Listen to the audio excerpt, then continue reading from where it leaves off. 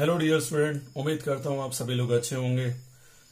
आज अब lecture series का जो नेक्स्ट टॉपिक है, पहले की जो वीडियोस है उसमें मैं डिस्कस कर चुका था, तो वापस से शुरू करते हैं। सब्जेक्ट है यहाँ पे physics. Okay, the subject is physics, standard is 12, chapter number 5 and the name of chapter is electrical capacitance. ये आरबीएसई और सीबीएसई दोनों के लिए। कौन कौन से टॉपिक है जो आज हम कवर करने वाले हैं, उससे सबसे पहले देख लो relation between drift velocity and electric current. VD और आई के बीच में हम रिलेशन एस्टेब्लिश करने वाले हैं। And second topic, relation between drift velocity and potential difference. Second topic we are going to be discuss relation between drift velocity and potential difference. और जो third है यहाँ पे topic, numerical based on this relations. इस जितने भी relations है इन सब पे हम क्या डिस्कस करने वाले हैं, न्यूमेरिकल डिस्कस करने वाले हैं। And the fourth topic is Ohm's law, जो आपने 10th क्लास में पढ़ा होगा, फिर भी एक बार रिवाइज करना जरूरी है बिकॉज इस टॉपिक में इसके ऊपर कई सारे डेरिवेशंस है। So let's start the first topic. The first topic is relation between drift velocity and electric current. किसके बीच में रिलेशन निकालना है, ड्रिफ्ट वेलोसिटी की और इलेक्ट्रिक करंट के बीच में निकालना है। मतलब हमें शादी करानी है किसकी, ड्रिफ्ट वेलोसिटी और इलेक्ट्रिक करंट की। फिजिक्स सबसे इजी है। अगर ये वीडियो आप परफेक्टली देखते हैं, पूरा देखते हैं, 101% सिंगल वन प्रॉब्लम आपको नहीं आएगी। नहीं आएगी मतलब नहीं आएगी। And you will achieve full out of full marks in physics in RBSE board and also in final competitive examination. यहाँ पे हमें अगर ड्रिफ्ट वेलोसिटी निकालनी है या इलेक्ट्रिक करंट निकालना है, तो सबसे पहले हमें ये समझना होगा कि what actually the thing is going on in conductor. Okay, एक कंडक्टर होता है, उसके अंदर होता क्या है रियलिटी में। ठीक है, so let's I am going to be consider one a conductor. This is the straight line, okay, and this is the portion of conductor and consisting area.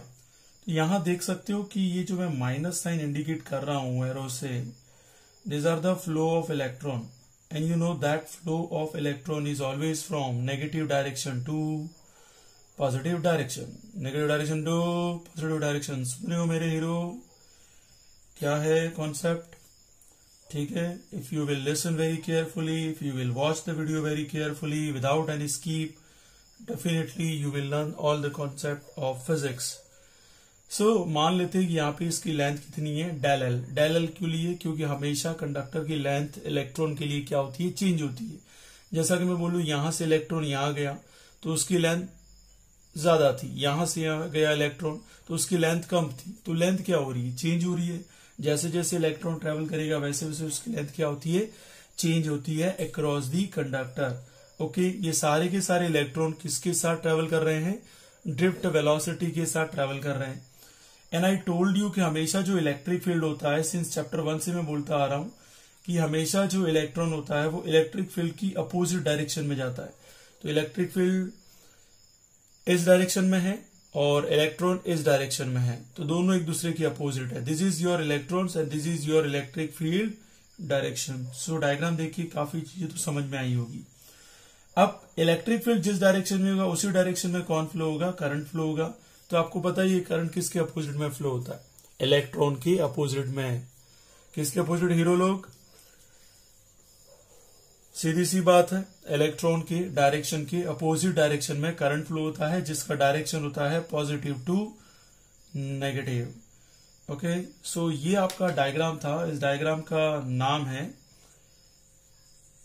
Charge drift in a conductor. Charge drift in a conductor. तो यहां पे जितने भी charges हैं वो क्या हो रहे हैं, ड्रिफ्ट हो रहे हैं। ठीक है, एक कंडक्टर के अंदर। हमने नेगेटिव चार्ज को ही शो किया बिकॉज आई टोल्ड यू कि पॉजिटिव चार्ज मूवेबल नहीं है, नेगेटिव चार्ज ही मूव करता है, जिसकी वजह से करंट पॉसिबल है। ओके, फ्लो करना किसी भी कंडक्टर के अंदर। क्या क्या हमने कंसिडर किया इस डायग्राम के अंदर, वो मैं चीज लिख देता हूं ताकि आप लोग नोट्स बना सको इससे। Okay, let the number of let the number of free electrons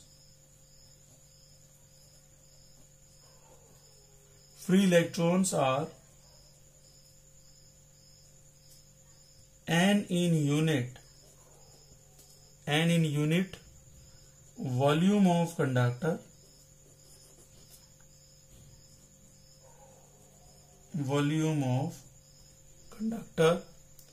and its cross sectional area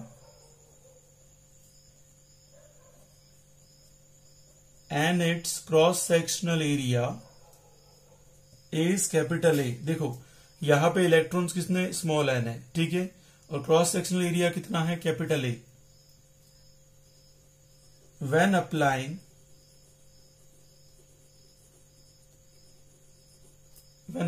electric field on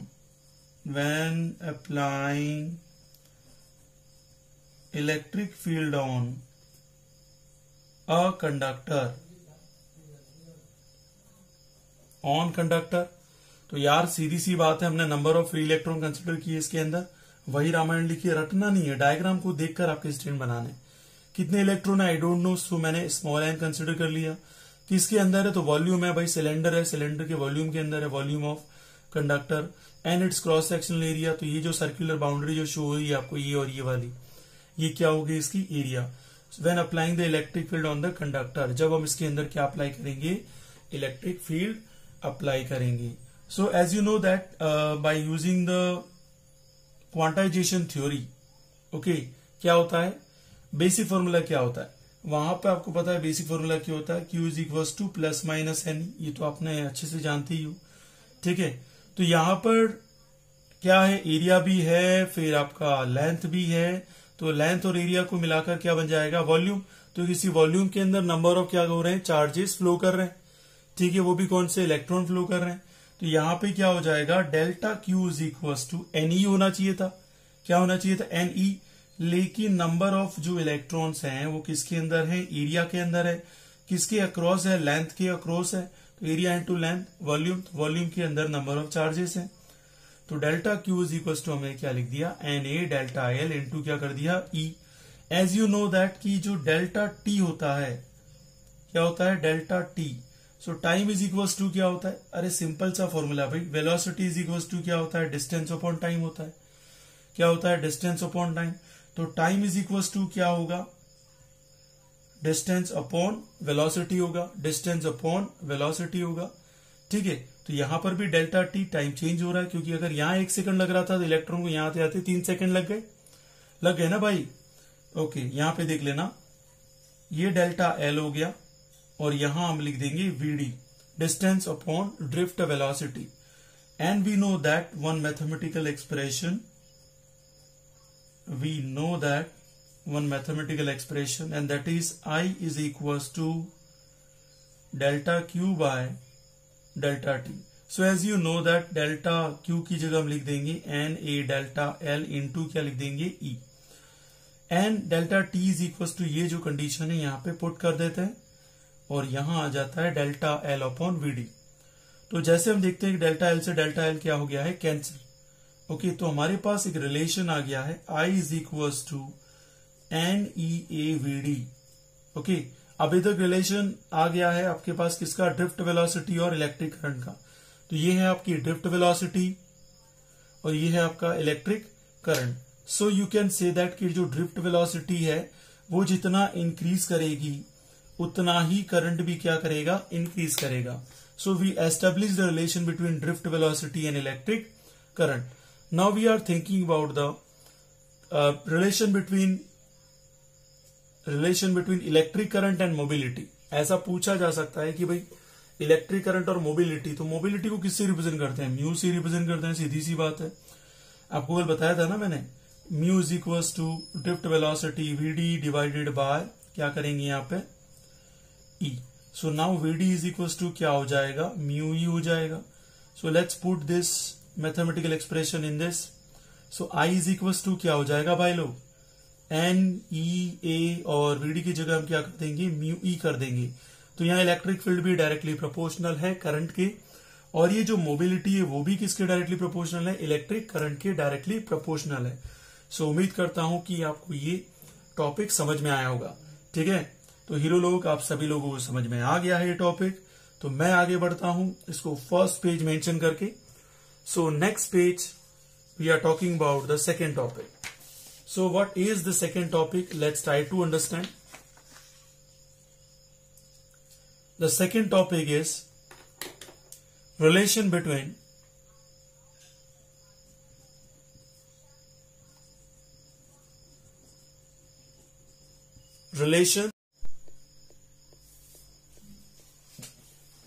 So second topic यहां पे है relation between drift velocity and potential difference. So hero लोग पहले भी हम इस topic में discuss कर चुके हैं। सो इसी वीडियो का ये सेकंड टॉपिक है, पोटेंशियल डिफरेंस। ध्यान से समझना हीरो लोग, अगर समझ में नहीं आया तो पूछ लेना 10 बार। रिलेशन बिटवीन, मैसेज ड्रॉप कर गया, relation between drift velocity and potential difference. तो चलिए बात करते हैं किसके बीच में रिलेशन हमें निकालना है। तो यहां पे हमें दो चीजों के बीच में रिलेशन निकालना है, एक तो ड्रिफ्ट वेलोसिटी और एक पोटेंशियल डिफरेंस। तो यार सिंबल तो हम लिख ही देते हैं इसका। ड्रिफ्ट वेलोसिटी को आप सभी लोग जानते हो, सभी हीरो लोग जानते हैं, वीडी लिखते हैं। और पोटेंशियल डिफरेंस को हम क्या लिखते हैं, कैपिटल वी लिखते हैं। ठीक है, तो कुछ रिलेशन है जो हमने चैप्टर 3 में पढ़े हैं, चैप्टर 4 में पढ़े हैं, उसका हम यूज करने वाले हैं। So as we know that by using relation between electric potential and electric field। सो यहां पे हम क्या यूज करने वाले हैं, रिलेशन के अंदर रिलेशन यूज कर रहे हैं। ठीक है, रिलेशन के अंदर हम रिलेशन यूज कर रहे हैं और हम देख रहे हैं कि यहां पर हमें चैप्टर 3 से नॉलेज है कि इलेक्ट्रिक पोटेंशियल और इलेक्ट्रिक फील्ड के बीच में रिलेशन क्या है। सो E इज इक्वल्स टू, सो वैसे तो इसका रिलेशन क्या आता है, V इज इक्वल्स टू आता है E डॉट एल। सो इसको सीधा लिख देता हूं मैं, V इज इक्वल्स टू क्या आता है, E डॉट एल। एंड यहां से हमें क्या मिल जाएगा, इलेक्ट्रिक फील्ड मिल जाएगा। किस टर्म्स में मिल जाएगा, V बाय एल की टर्म्स में मिल जाएगा। ठीक है, तो इससे पहले हम जानते हैं कि जो ड्रिफ्ट वेलोसिटी का, अगर वीडियो नहीं देखा तो इससे पहले वाला वीडियो देख लेना। ठीक है, तो वीडी इज इक्वल्स टू क्या हो जाएगा, small E into capital E divided by M. Newton की इक्वेशन यूज की थी हमने। Okay, where E is the what, electron, E is the electric field, M is the mass and tau is the relaxation time. ठीक है, tau is the relaxation time. इसमें confuse मत होना क्योंकि कई स्टूडेंट कंफ्यूज होते हैं। रिलैक्सेशन टाइम, टॉर्क समझ लेते हैं, टॉर्क नहीं है ये। ओके, तो ये जो इक्वेशन फर्स्ट है और ये इक्वेशन आपकी कौन सी है, सेकंड है। तो इसी को यूज करके यहां पे हम लिख देता हूं ताकि आपके लिए सहूलियत रहे। पुटिंग द वैल्यू ऑफ, तो भाई कौन सी वैल्यू किसमें रख लें आप, सो हीरो लोग देख लीजिए। Putting the value of equation first in equation second. So equation first की वैल्यू हीरो लोग कहां रखेंगे, सेकंड में रखेंगे। सो यहां आ गया है VD, VD is equal to लिखेंगे यहां पर E into V. Okay, E की जगह ये जो आपका E है, इस E को रिप्लेस कर रहे हैं हम इस इक्वेशन फर्स्ट से। So divided by m into L multiply with tau. So here we got it, the mathematical expression E tau ml into V. So from this relation you can say that Vd is equals to E tau ml multiply with V. So यहां पर हमें जो mathematical expression मिल रहा है वो सभी को समझ में आ गया होगा। नहीं आया है तो वीडियो एक बार वापस रिपीट करें। So you can say that from this mathematical expression drift velocity, कौन सी velocity भाई, drift velocity depends on applied voltage। भाई किसके ऊपर डिपेंड कर रही है, अप्लाइड वोल्टेज के ऊपर डिपेंड कर रही है यहाँ पे, ठीक है। तो ड्रिफ्ट वेलोसिटी, ये रही आपकी ड्रिफ्ट वेलोसिटी, किस पे डिपेंड कर रही है, तो ये है आपका अप्लाइड वोल्टेज, ये है आपकी ड्रिफ्ट वेलोसिटी। सो उम्मीद करता हूं ये लेक्चर समझ में आ गया होगा, ठीक है। सो आप बने रहिए एसके सर के साथ। अब बात कर रहे हैं हम नेक्स्ट वीडियो में न्यूमेरिकल के लिए। सो ये होता है एंड, इसे मेंशन कर देते हैं page number 2। So now we are talking about the numerical.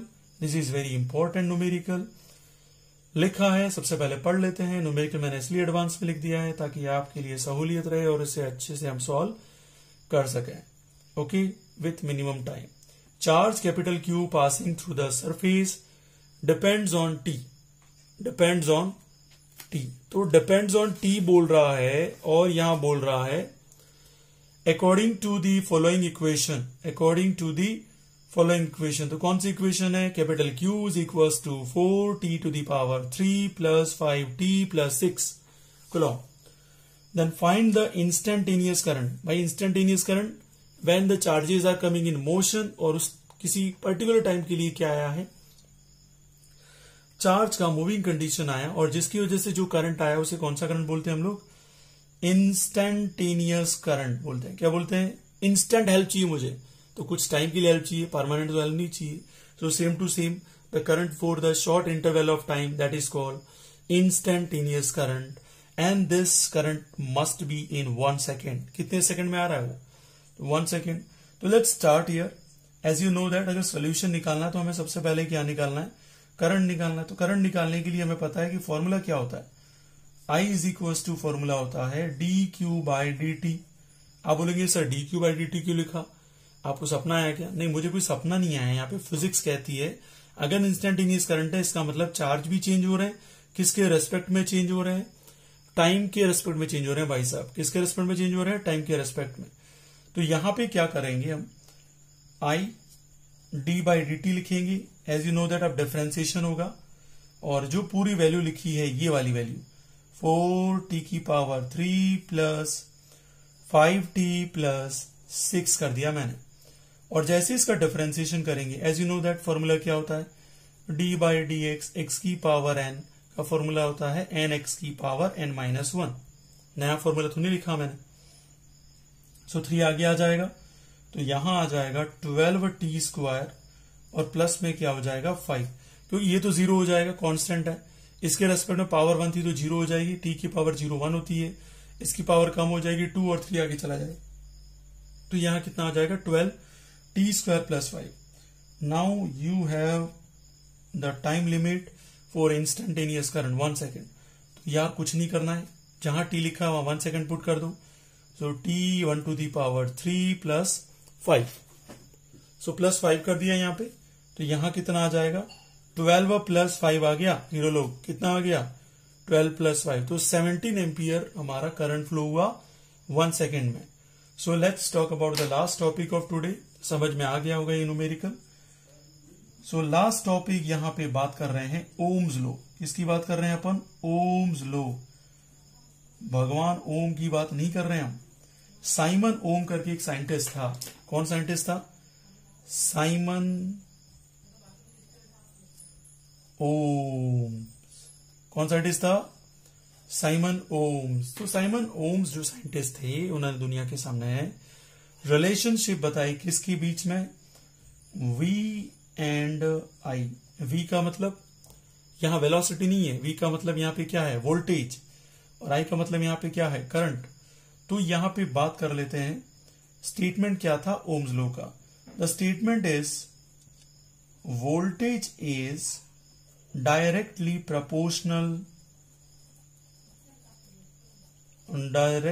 Proportional okay. तो यहां पे आ जाएगा directly proportional to the current. ये पहला स्टेटमेंट हो सकता है। तो यहां क्या बोलेंगे, V प्रोपोर्शनल टू I, और you can say that this statement, sir current is, मेरे लोग समझ में आ रहा है, current is directly proportional to the voltage, तो उल्टा भी बोल सकते हैं और सीधा भी बोल सकते हैं। कितना यार फायदा है। तो यार ऐसे सब क्वेश्चन हो जाए तो सारे हमारे स्टूडेंट इंटेलिजेंट बन जाए। So finally when you will remove the from this I am going to be use v is equal to क्या हो जाएगा, प्रोपोर्शनल रिमूव होगा, कांस्टेंट आएगा, ठीक है। And i proportional to v है तो यहाँ क्या हो जाएगा i, और प्रोपोर्शनल कैसे आ जाएगा 1/r में आ जाएगा। So both the things I told you. और r इज इक्वल टू ये आ जाएगा v by i। So you can say that where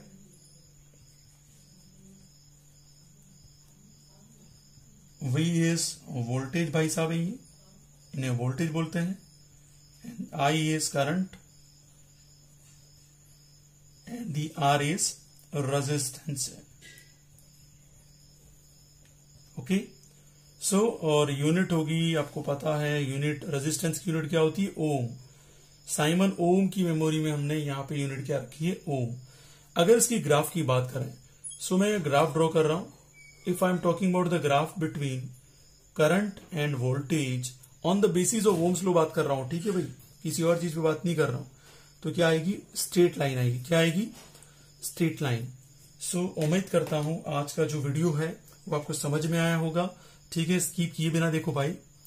तो सारे हीरो लोगों को थैंक यू वीडियो देखने के लिए, and thank you so much, and bye bye.